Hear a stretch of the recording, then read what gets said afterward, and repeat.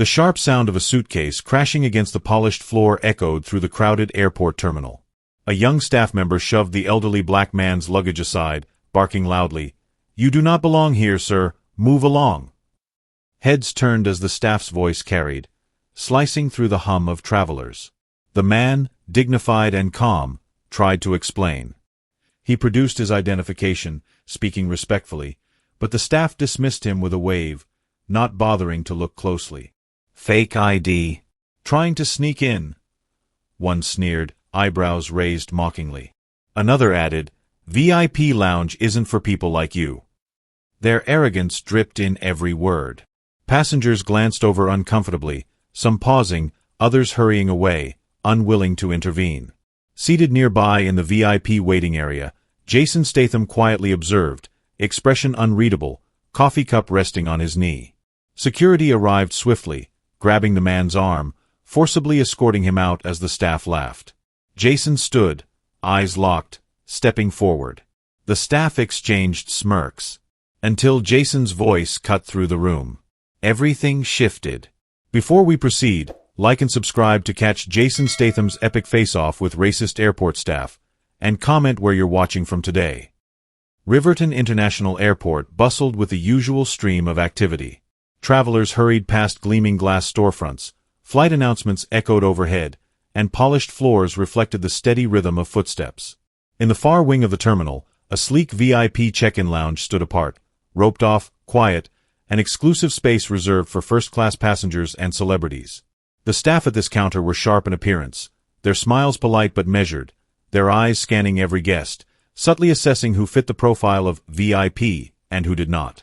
For the staff here, appearance was everything.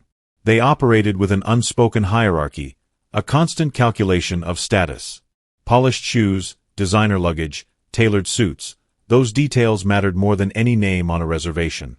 A few feet away, seated comfortably on a leather bench near the lounge entrance, sat Jason Statham.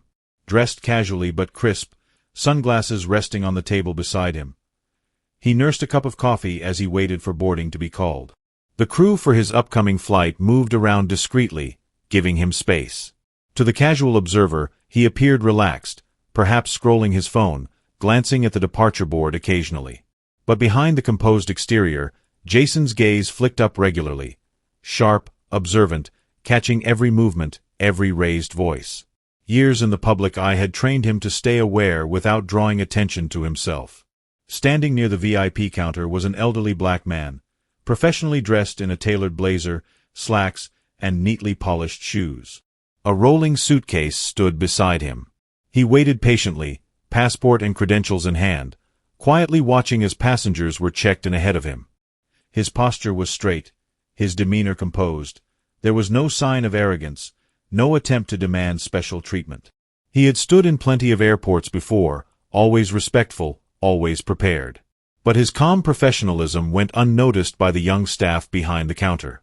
The staff, all in their early 20s, exchanged glances as soon as they spotted him. Entitled smirks tugged at their lips. They glanced at his skin color, his age, scanned his luggage, made their judgment without a second thought. To them, he did not fit the mold. No expensive labels flashing. No public recognition. Their eyes narrowed. One whispered something under his breath to his coworker, both of them suppressing a laugh. Jason's head lifted subtly. He noticed the change in tone, the raised voices at the counter. His jaw tightened just slightly, eyes narrowing, but he stayed seated, watching. He had seen enough to know where this was headed. The atmosphere at the VIP check-in desk shifted noticeably. The young staff's polite smiles thinned the moment the elderly black man stepped forward. One attendant lazily glanced at his boarding pass before arching an eyebrow. "Sir, are you sure you're in the right line?" the staffer asked, voice laced with condescension. The man, dignified and composed, nodded calmly. "I believe so. First class, Flight A-17.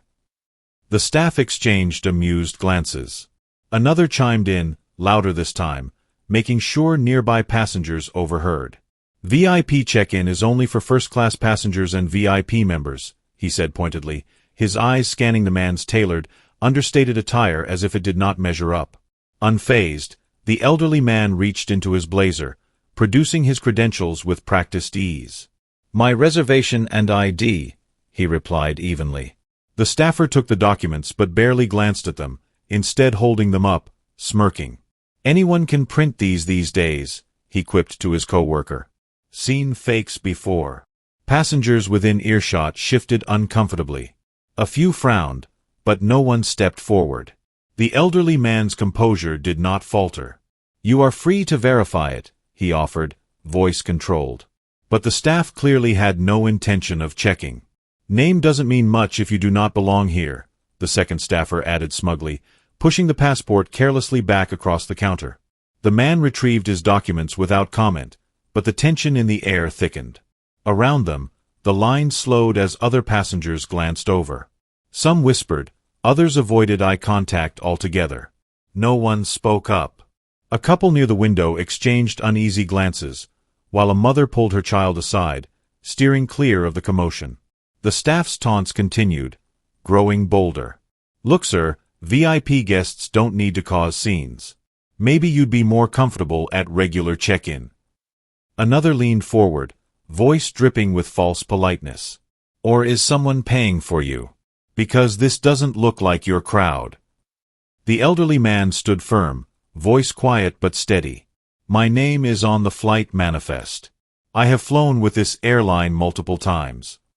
But the staff had stopped listening.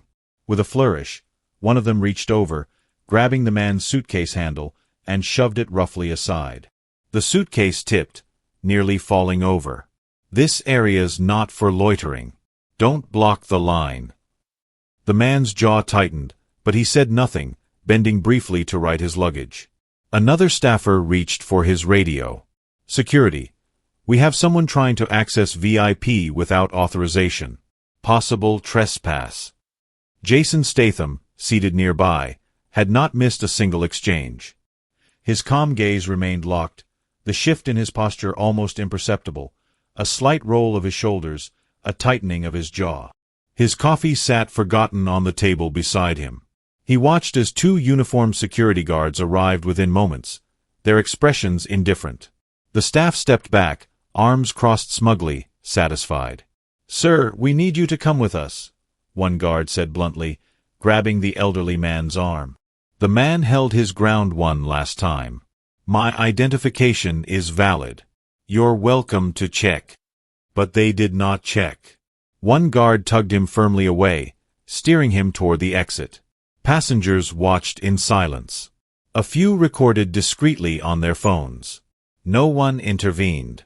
Jason stood slowly, sliding his jacket back on. His eyes never left the staff as they exchanged smug smiles. They had no idea what was coming next.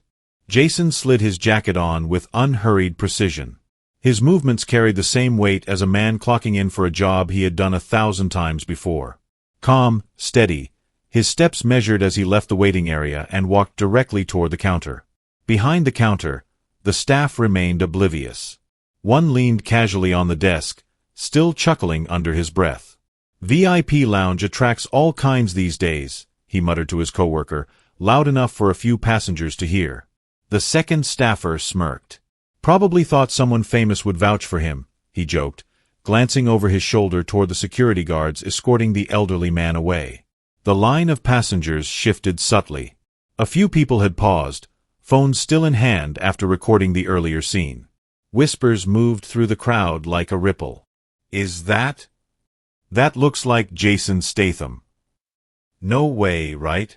What's he doing here?" A man near the window leaned over to his partner, murmuring, "That's definitely him. He's walking toward the desk." More eyes followed Jason now, the weight of recognition creeping in. Even those who had stayed silent before straightened, sensing something about to unfold. Jason reached the counter without a word. He stopped just short, hands relaxed at his sides. His gaze leveled on the staff, unreadable but unmistakably cold. The chatter behind the desk faltered.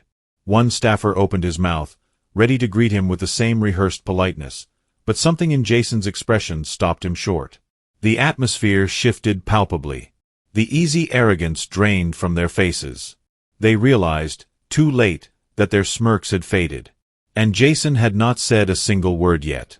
Jason's eyes remained locked on the staff behind the counter, unreadable but razor-sharp. He spoke evenly, his voice low yet unmistakably commanding. "That man you just threw out," Jason began, gaze unwavering, "is my personal manager. He's the reason I'm here on this flight, in this lounge." The words cut clean through the silence. The staff stared, momentarily frozen, their confident smirks erased in an instant. One opened his mouth, but no sound came out. Jason continued, voice steady, controlled. "You did not bother to check his name. You did not bother to listen." Recognition dawned slowly on their faces. They shifted uncomfortably, exchanging frantic glances, scrambling mentally for some excuse, but there was nowhere to hide. Passengers leaned closer, murmurs spreading like wildfire. Phones lifted discreetly, cameras rolling. "That's Jason Statham's manager? They kicked him out?" The staff stumbled over their words. "Yes, sir. There must have been a misunderstanding." Jason raised a hand sharply, cutting them off without raising his voice. "No misunderstanding," he said flatly. "You disrespected him in front of everyone. You'll apologize now." The staff swallowed hard, faces flushed. One glanced at the passengers filming, clearly realizing the situation spiraling beyond control. Forced, shaky, the first staffer turned toward the entrance, voice loud but hollow. We apologize, sir. It was a mistake." The second staff member chimed in hastily, stumbling over the words. "We're sorry. We didn't realize who you were." Jason's gaze sharpened at that last line. "Not because of who he is," he corrected coolly, "but because of how you treated him." Their faces burned redder. Jason leaned slightly closer, delivering the final blow with chilling precision.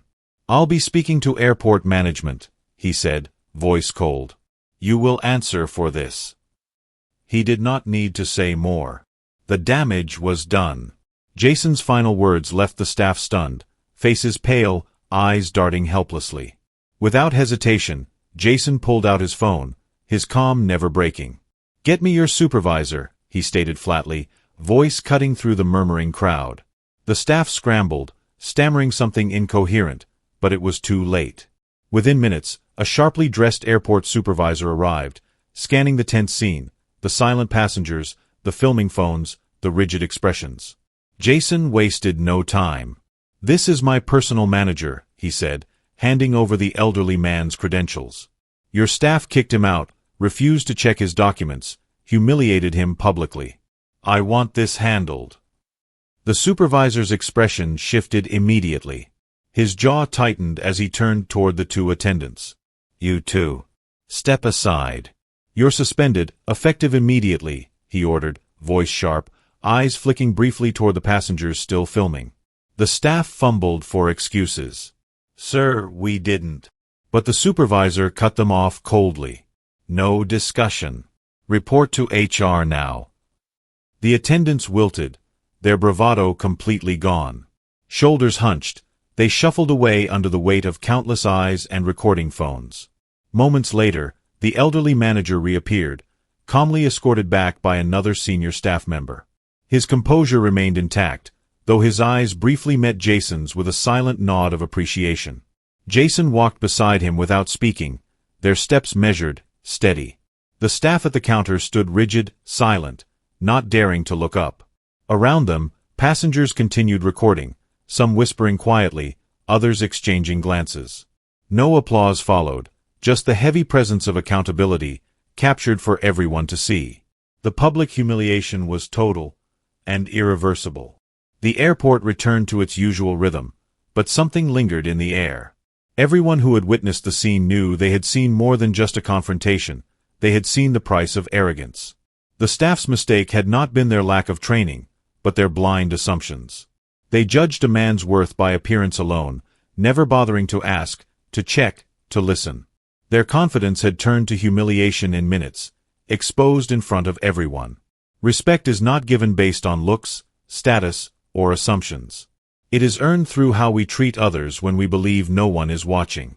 Because sooner or later, someone always is.